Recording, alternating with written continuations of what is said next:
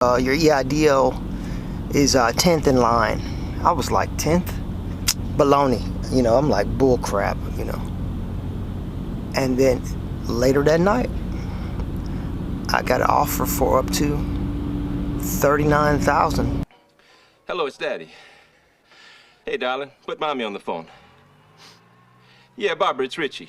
Yeah, look it, I ain't never coming home no more. Take it easy.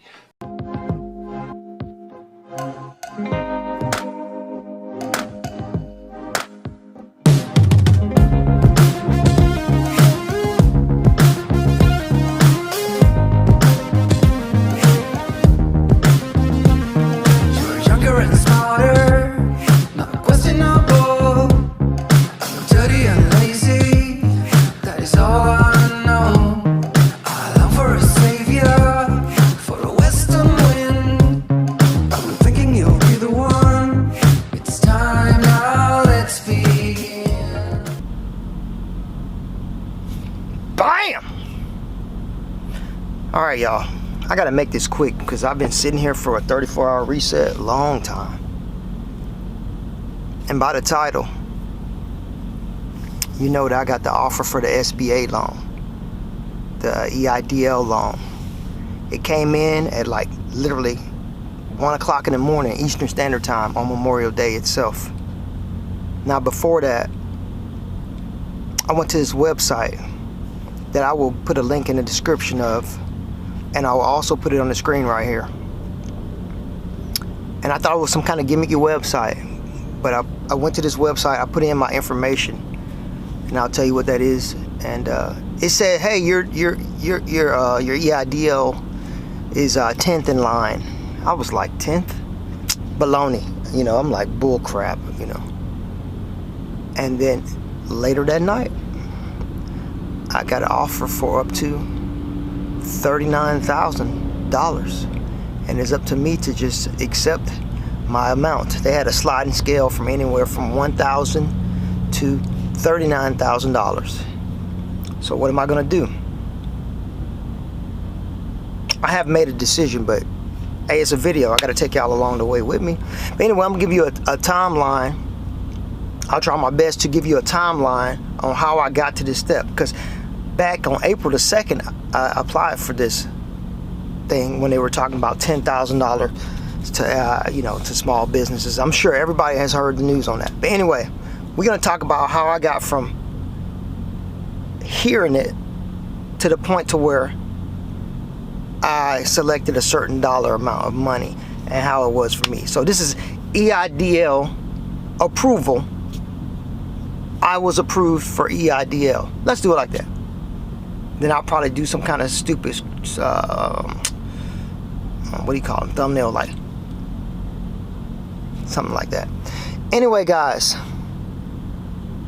it's gonna be a good day. It's gonna be a good day, because most people were receiving that EIDL loan a few days after they got this particular email. All right, so anyway, Low Jockey, back at you with another video, baby. I'm gonna start my truck back up, go over and get some of this fuel. I've been sitting here for 2 days, well, day and a half, whatever, maybe 2 days. And we're gonna get down the road, because I can make my delivery today and anytime before midnight. I'm sure they would like for me to get my butt down the road, but I'm kind of in this weird euphoric state where like, I can't believe it got approved. I do believe it got approved, but the way they told me about it, I just can't believe it. But anyway, back to the video. I just start from the beginning. Basically, I just watch random YouTube videos all the time. It's usually financial or watching crypto or investment, something. At the time, the crisis went down and they started, you know, doing all these different plans and trying to distribute money and whatnot. And most people were just concentrating on the stimulus package. Stimulus. That's all they talked about. Now, on March 28th, I ran into a guy on YouTube that goes by the name of Value Tax. He's an Asian guy. And I'll play you a little snippet of what I saw on the beginning of that video, which got me interested. Okay. Let's talk about the stimulus package forgivable loan. This is from the third stimulus package that just passed. This is $10,000 of free money on a first come, first served basis. All right, now after I saw that, this guy, he got me interested, but he made it seem like everything was kind of far away, like I couldn't reach it. Like, he made it seem like it was very, very difficult. So I kept it on the back burner, but I didn't forget about it. It piqued my interest, you know what I mean? All right, so for a couple of days, I was thinking about that. And, you know, I didn't know what was going to happen because the whole Roni had just started. We didn't know how we were going to react here in the U.S. And it was popping off pretty big. Now, on April 2nd, I ran into another guy on YouTube. His name was Richard Feynman. And I'll pull a snippet of what he introduced to me on April 2nd of 2020. What's up, fam? Welcome back to the channel. Today we're going to be talking about the $10,000 stimulus package forgivable loan that's part of the $2.2 trillion stimulus package that Congress approved. All right, now after I watched Richard, this guy gave me a little bit more encouragement. And I save everything on my phone and I take screenshots, which is one of the best things ever, man. Screenshot stuff, and you can go back and remember it later. So I thought it might be something gimmicky or fishy about it. So I got a confirmation number on April 2nd, right? I did a screenshot of the information just so I could use it as a reference to say, hey, I was promised this. It was at 12:36 a.m. Okay, guys? So I was up late that night. Clear Value Tax Guy told me to do the stuff on March 28th. And I didn't do it until April 2nd. Now, between those few days, you know, as you get farther out, you know, it magnifies. And then I see this guy. His name is Meat Kevin, and every day, several times a day, all he talked about was stimulus package, EIDL, PPP loan, all of this. And now this guy was just pumping it in my head every day. So every day I was checking on this, and that's what I did. Also, JB Hunt, they also helped me out because they put out a conference where we had a IC call, and they pretty much said, hey, you know, we don't know what's going to happen. We're trying to, you know, they were trying to keep us at ease with the freight.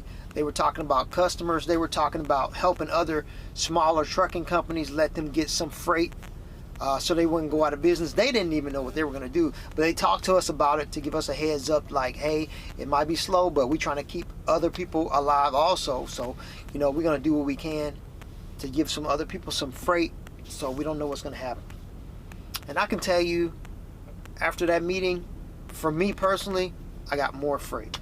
But anyway, during that meeting, they had a representative from ATBS, and that's like an accountant for the truckers, and I am a client of those guys.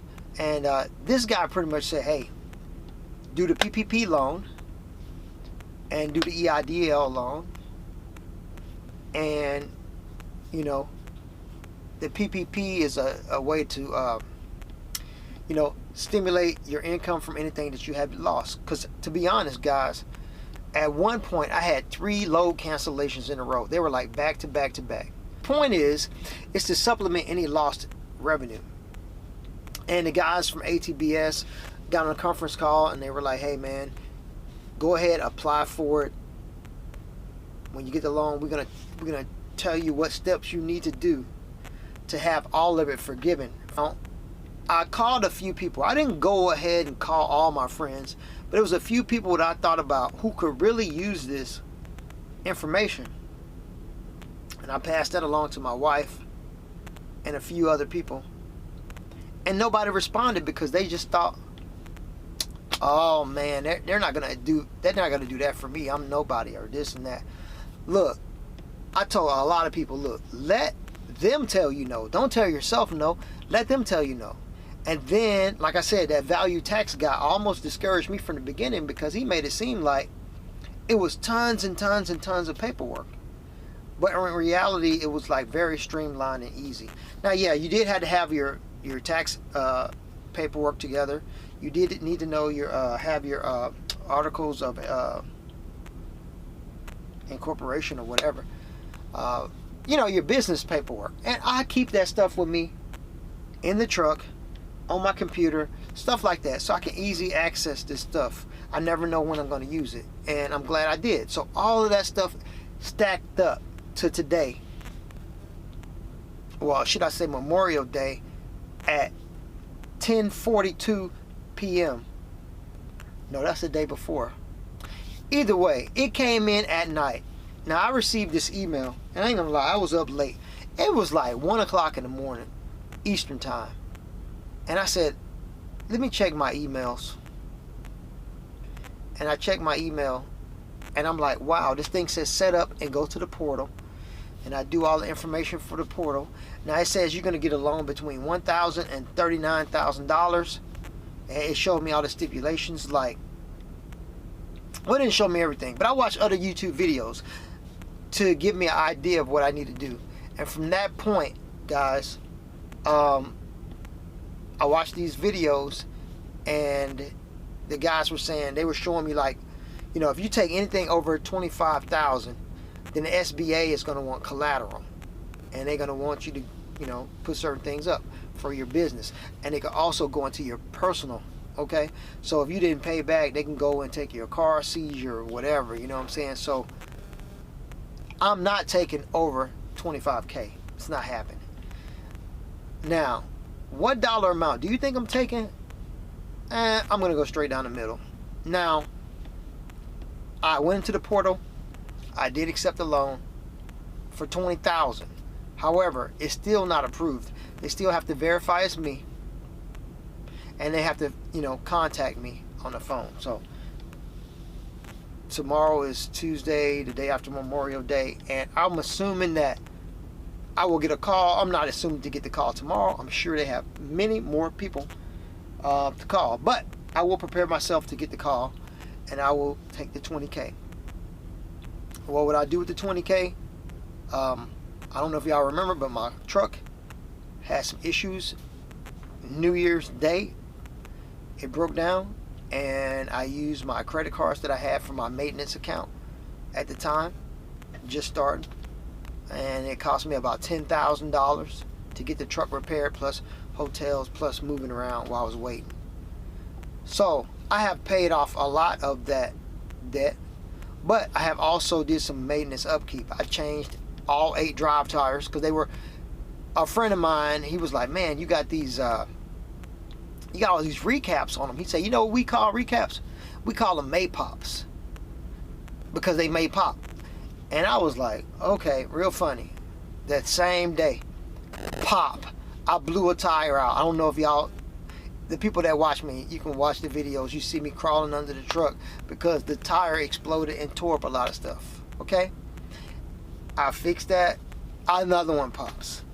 Okay, so after I get 2 to pop, I said, let me get these May Pops off of my truck. So I went and bought new tires. So basically what I'm saying is the 10K, I'm sorry, the 20K is going to go towards paying my credit cards back to zero. Now these credit cards are company cards that are meant for my, they're my safety net for my maintenance account. Okay, so that will clean that up, and with the rest of the cash, I will put it aside for a cash equivalent of a maintenance account.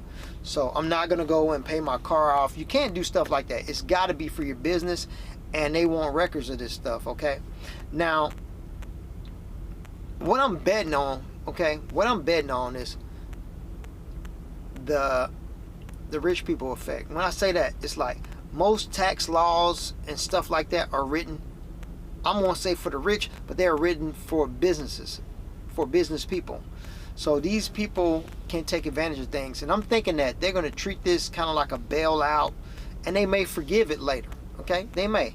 Now the stipulation is you have like a 1-year period where you don't make any payments, and then after that it's like a 30-year amortization loan. It's kind of like paying a mortgage on the loan. Okay, so Mine would be about $98 a month. You know what I'm saying? So, but that's not my plan. My plan is to give myself the security of knowing that my maintenance account will be fully funded again. That'll take the stress off of me.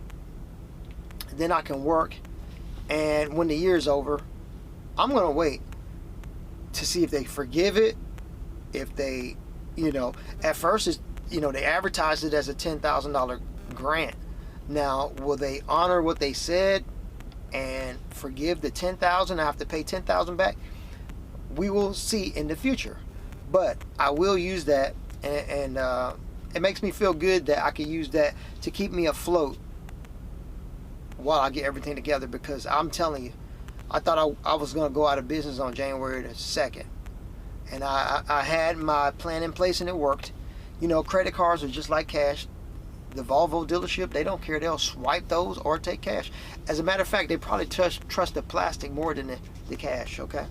But anyway, I just want to tell y'all about this news, okay? So, whenever you see stuff that you think is untrue, just apply for it, man. I mean, let the people tell you no. Don't just tell yourself no, Look,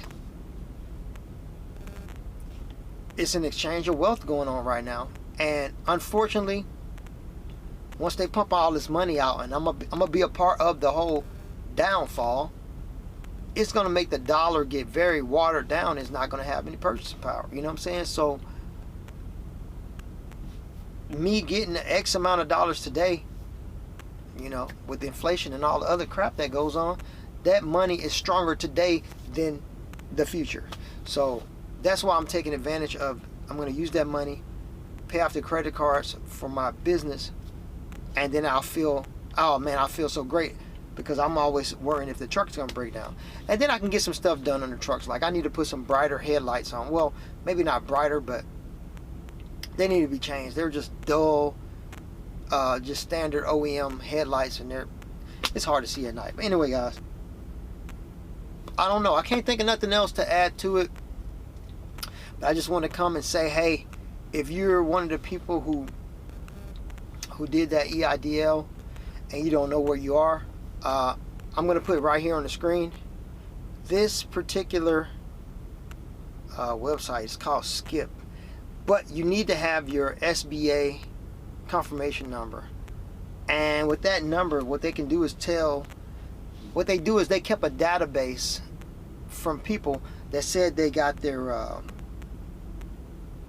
EIDL accepted. And these people just keep kind of like a tally. I'm looking at my phone. They got like a tally of what's been going on with people. And I'm trying to find my number here, so I can tell you like exactly where I was. I was the 1,380th person, you know what I'm saying? So it went like that in the order it was received. And also with the stuff going on now, with the agricultural stuff, that's that. Anyway, I just wanted to tell y'all that do paperwork. Start your own business. People that have their businesses get all the breaks, okay? I don't know if you noticed, but I have noticed since I started my business, I can write things off, like this camera that I'm recording this with, the phone bill, If you go in and clock in on a job, you can't do that. You can't take this and do that. But anyway, that's all I want to say. When I get the logo refreshed, I'll show you guys my logo, and you can tell me if you hate it or like it, or you think I should make some revisions, or maybe they'll give me a sample of logos for me to choose from, and I'll get you guys to help me. And we're gonna refresh the Low Jockey logo. And the reason I'm doing this is because we actually made it to 1,000 subscribers. I appreciate everybody, and now it's time for me to step my game up. That's why I'm sitting here in front of my green screen. I don't know what's gonna be in the background later, but we're gonna do that for you. And that's it, guys. So yeah, we gotta go. And just to show y'all, I'm in my truck. There you go.